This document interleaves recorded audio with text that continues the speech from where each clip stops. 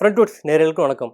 So நம்ம cricket updates பத்தி daily நம்ம ஒவ்வொரு வீடியோஸ் பார்த்துட்டு தான் இருக்கோம். அந்த வகையில ஐபிஎல் அப்டேட்ஸ் வந்த பிறகு ஒரு கிளியரான வீடியோ குடுக்கலாம்னு தான் வெயிட் பண்ணிட்டு இருந்தேன். ஆனா இன்னைக்கு, நாளைக்குன்னு சொல்லிட்டு ஐபிஎல் அப்டேட்ஸ் வந்து இப்போதைக்கு வர்ற மாரி தெரியலன்றதுனால தான் நானும் கொஞ்சம் டைம் குடுத்திருந்தேன். ஆனா இப்போ வந்து பார்த்தீங்கன்னா, அத விட இன்னும் நெறைய கிரிக்கெட் அப்டேட்ஸ் வந்துருக்குன்னு தான் கண்டிப்பா சொல்லணும்.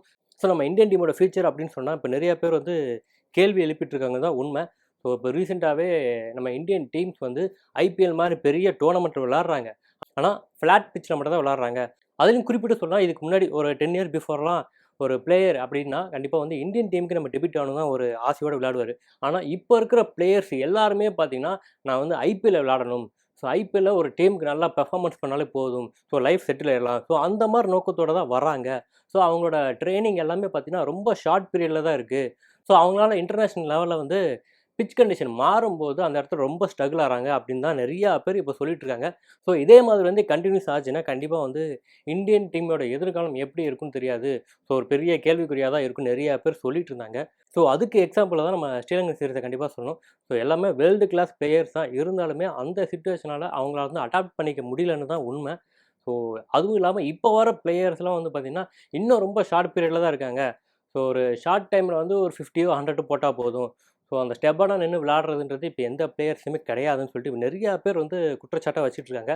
ஸோ இத வந்து முன்னிறுத்தி தான் காம்பீர் தலைமையில இப்போ வந்து இந்தியன் டீமுக்கு வந்து இந்தியன் டீம் பிளேயர்ஸ்க்கு இல்ல இந்தியன் டீமுக்கு அடுத்து வாய்ப்பு கிடைக்கும்னா, கண்டிப்பா அவங்க வந்து ரெட் பால்ல வந்து ரொம்ப ஸ்டெடியா இருந்தா மட்டும் தான் அவங்க இந்தியன் டீம்ல வாய்ப்பு கிடைக்கணும் அப்படின்னு ரொம்ப ஸ்ட்ரிக்ட்டா வந்து கொண்டு வரணும்னு சொல்லி பேசிட்டு இருக்காங்க. ஸோ அதற்காக தான் இப்ப இன்டர்நேஷனலா இருக்க பிளேயர்ஸும் சரி, கண்டிப்பா வந்து இந்தியன் கிரவுண்ட்ல இருக்க எல்லா பிட்ச்லயுமே வந்து விளையாண்ட எக்ஸ்பீரியன்ஸ் கண்டிப்பா வேணும். குறிப்பா வந்து ரெட் பால்ல வந்து அந்த எக்ஸ்பீரியன்ஸ் அவங்க இருக்கணுன்றதுக்காகவே, ஸோ இப்ப இருக்கிற எல்லா இன்டர்நேஷனல் பிளேயர்ஸ்லயுமே வந்து ரெட் பால் டோர்னமெண்ட் கண்டிப்பா விளையாடணும்னு சொல்லி வலியுறுத்திட்டதா சொல்றாங்க. ஸோ அந்த வகையில இப்போ வந்து நம்ம எல்லாரோட பார்வையும் வந்து துலீப் டிராஃபி மேல தான் இருக்கு. ஸோ துலீப் டிராஃபின்னு சொன்னோம்னா ஆல்ரெடி பழைய பிளேயர்ஸுக்கு எல்லாருக்குமே தெரியும். 2வது கிரிக்கெட் ரசிகர்களுக்கு எல்லாருக்குமே தெரியும். ஸோ ஜோனலா பிரிச்சு பண்ணிட்டு இருந்தாங்க.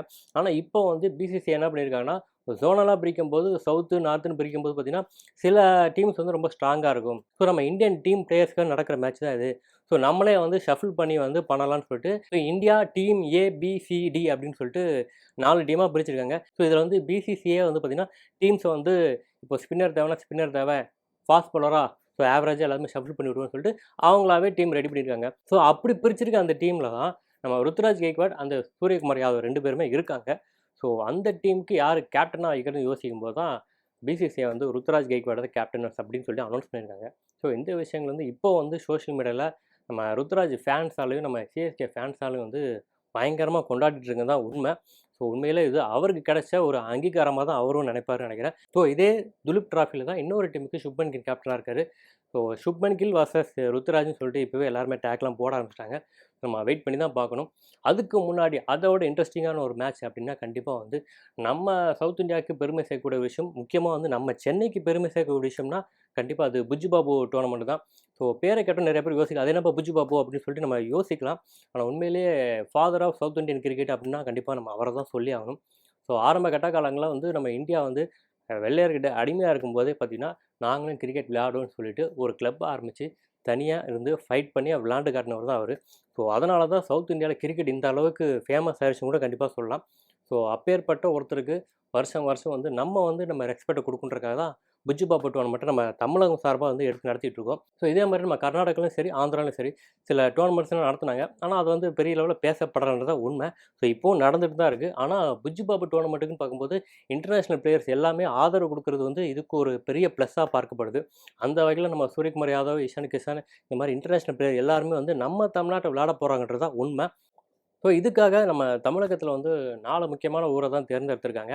ஸோ ஆல்ரெடி வந்து இதுக்கு முன்னாடிலாம் வந்து சென்னை சேப்பாக்கத்தில நடந்துச்சு. ஸோ சென்னை சேப்பாக்கம்னு சொல்லும்போது சில பாதுகாப்பு காரணங்கள் மற்றும் கிரவுட் அவாய்ட் பண்றதுக்கான சில விஷயங்களுக்காகவே வந்து 2வது மேட்சஸ் வேற அடுத்து நடக்க போகுது. ஸோ அதுக்கான மெயின்டனன்ஸ் எல்லாம் இருக்கிறதுனால வந்து சவுத் தமிழகத்தில வந்து இத நடத்தலாம்னு சொல்லிட்டு 4 இடத்த சூஸ் பண்ணியிருக்காங்க.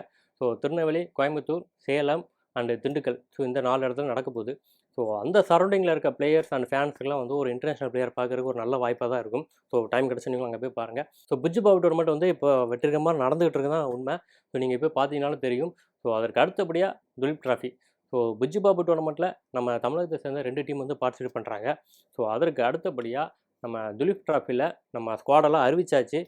ஸோ துலீப் டிராஃபில வாய்ப்பு கிடைக்காத மற்ற வீரர்கள் எல்லாத்துக்குமே வந்து அவங்க ஊரில் நடக்கிற லோக்கல் மேட்சஸாக இருக்கட்டும், இல்லாட்டி ஜோனல் மேட்சஸாக இருக்கட்டும், எல்லாத்துலேயும் கான்சன்ட்ரேட் பண்ணணும். குறிப்பாக வந்து ரெட் பாலில் கான்சன்ட்ரேட் பண்ணணும் தான் சொல்லியிருக்காங்க.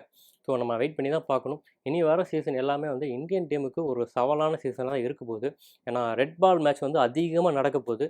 ஸோ நான் ஆல்ரெடி சொன்ன மாதிரி தான் ஒரு 4 மாதத்துக்குள்ளேயே வந்து பார்த்திங்கன்னா 10 டெஸ்ட்டு கிட்ட ஆட போகிறாங்க. ஸோ இதற்காகவே நம்ம ரோஹித் சர்மா அண்ட் கோலிக்கு ரெஸ்ட்டு கொடுக்கலான்னு சில தரப்பினர் சொல்லிட்டு இருக்காங்க. இன்னும் சில தரப்பினர் என்ன சொல்கிறாங்கன்னு பார்த்தீங்கன்னா, குறிப்பாக வந்து ரோஹித் சர்மா அண்ட் விராட் கோலிலாம் வந்து நம்ம ஜோனல் மேட்ச்சு, ஸோ ரஞ்சி இதெல்லாம் விளாண்டா எல்லாமே பார்த்தீங்கன்னா எப்படி பார்த்தாலும் ஒரு 7-8 வருஷத்துக்கு முன்னாடி இருக்கும். அதுவும் விராட் கோலிலாம் விளாண்டு 2014 தான் லாஸ்ட்டில் விளாண்டாரு. ஸோ அதுக்கடுத்து விளாடவே இல்லை. ஸோ அவங்கள வந்து திரும்ப வந்து விளையாடும்போது தான் அவங்களுக்கு அந்த பொட்டன்ஷியல் திரும்ப கிடைக்கும் அப்படின்னு சொல்லியிருக்காங்க. கான்ஃபிடன்ட் லெவல் இன்க்ரீஸ் ஆகும்னு சொல்லியிருக்காங்க. ஸோ இந்த சாய்ஸை வந்து அவங்கக்கிட்டே விட்டுருக்காங்க. ஸோ அவங்க என்ன டிசைட் பண்ணுறாங்கன்னு தெரில. மேபி அவங்க விளையாடணும்னு நினச்சி வந்தால் கண்டிப்பாக விளையாடலாம். ஸோ இது எல்லாத்துலேயுமே நம்ம பும்ராவுக்கு வந்து எல்லா சைட்லையுமே வந்து வரவேற்பு இருக்குன்னு தான் கண்டிப்பாக சொல்லணும். ஸோ அவருக்கு கண்டிப்பாக ரெஸ்ட்டு கொடுக்கணும்னு எல்லாருமே சொல்லிட்டு இருக்காங்க. ஸோ அது வந்து எல்லாருக்கும் தெரிஞ்ச விஷயம் தான். ஸோ என்னதான் ஒரு பவுலர் அப்படின்னா கண்டிப்பாக அவருக்கான ரெஸ்ட்டு கண்டிப்பாக கொடுத்தாகணும். ஏன்னா பேட்ஸ்மேனோட பவுலர் தான் வந்து காயம் பறக்கிற அதிக வாய்ப்பு இருக்குது. ஸோ அதை மனசில் வச்சு தான் அவருக்கான ரெஸ்ட்டு கொடுக்கணும்னு சொல்லியிருக்காங்க. ஸோ இருந்தாலும் இனி வர காலங்களில் கண்டிப்பாக பும்ராவை வந்து maximum red and white ball 2த்துலையுமே வந்து வாய்ப்பு கொடுப்பாங்கன்னு தான் எனக்கு தோணுது. ஸோ இது வரைக்கும் நடந்த விஷயங்களில் வேறு ஏதாவது டவுட் இருந்தால் அதையும் கண்டிப்பாக கமெண்ட் செக்ஷன் மென்ஷன் பண்ணுங்கள். ஸோ இதற்கடுத்து நம்ம இந்தியன் டீம் ஃபியூச்சர் எப்படி இருக்க போகுதுன்றத நம்ம நடக்கவிருக்கிற ஐபிஎல் வச்சு தான் நிறைய பேர் சூஸ் பண்ணுறாங்க அப்படின்னு சொல்லிட்டு இருக்காங்க. ஸோ இனிமேல் அப்படி இருக்காது. ஸோ இந்தியாவில் நடக்கக்கூடிய லோக்கல் மேட்சஸாக இருக்கட்டும், and Ranji and Syed Mushtaq Ali, so இந்த மாதிரி டோர்னமெண்ட்ஸ் வச்சு தான் வந்து இனிமேல் வீரர்கள் தேர்ந்தெடுக்கப்படுவாங்க அப்படின்னு சொல்லிட்டு தெளிவாக மென்ஷன் பண்ணியிருக்காங்க. இது உண்மையிலே வந்து நம்ம இந்தியன் டீம் பிளேயர்ஸ்க்கு ஒரு வரவேற்கத்தக்க விஷயமாக தான் பார்க்கப்படுது. ரெண்டாவது நான் ஆல்ரெடி முன்னாடியே சொன்ன மாதிரி இப்போ இருக்க எல்லா பிளேயர்ஸுமே வந்து ஐபிஎல் என்ட்ரி ஆனால் போதும்னு நினைக்கிறாங்க. ஸோ அதை பற்றி உங்கள் கருத்து என்னன்ற அதையும் கண்டிப்பாக கமெண்ட் செக்ஷன் மென்ஷன் பண்ணுங்கள்.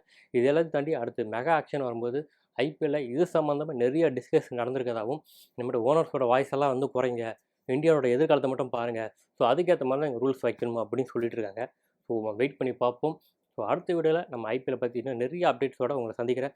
அதுவரை உங்களிடம் விடைபெறுவது சண்முகம்.